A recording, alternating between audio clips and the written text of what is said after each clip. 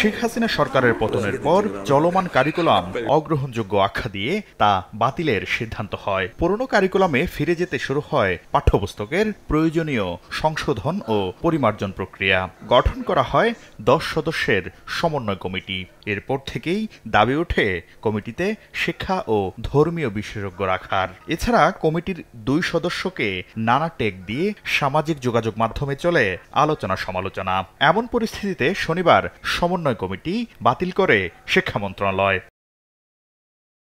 কোন গোষ্ঠীর চাপে কমিটি বাতিলের বিষয়টিকে সরকারের নতজানু নীতির বহিঃপ্রকাশ বলছে বিশ্ববিদ্যালয় শিক্ষক নেটওয়ার্ক। এই ঘটনাকে বিতাড়িত ফেসিবাদী শক্তির ষড়যন্ত্র বলে মনে করে সংগঠনটি। প্রথমত এই কমিটিটা বানচাল হয়ে যাওয়াটাই আমার কাছে মনে হয় যে এই সরকারের একটা প্রচণ্ড নতজানু, দ্রুত একটা কিছুতে কম্প্রোমাইজ করে যাওয়ার একটা প্রবণতা মনে হলো। যেই ধর্মীয় ব্যক্তি এইটার দাগ দিচ্ছেন তার সাথে প্রাক্তন স্বৈরাচারের অন্যতম ঘনিষ্ঠ সহযোগী এস আলমের একটা যোগাযোগ আছে।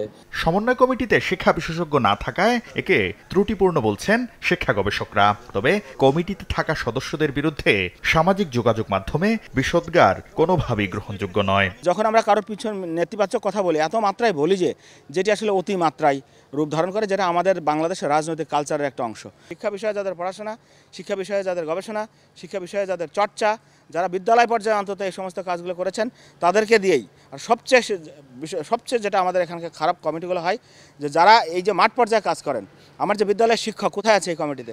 কমিটি বাতিলের কারণে পাঠ্যপুস্তক সংশোধন প্রক্রিয়ায় দেরি হবে না বলে আশ্বাস দিয়েছে জাতীয় শিক্ষাক্রম ও পাঠ্যপুস্তক বোর্ড। যখন এই ধরনের কমিটি না থাকে তখন এনসিটিবি নিজেই নিজের এনসিটিবির আইন অনুযায়ী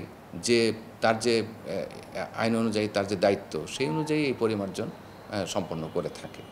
আমরা সেই কাজই করে যাব। দ্রুতই নতুন সমন্বয় কমিটি গঠিত হবে বলে জানিয়েছে বোর্ড। শাকির আহমেদ, সময় সংবাদ, ঢাকা।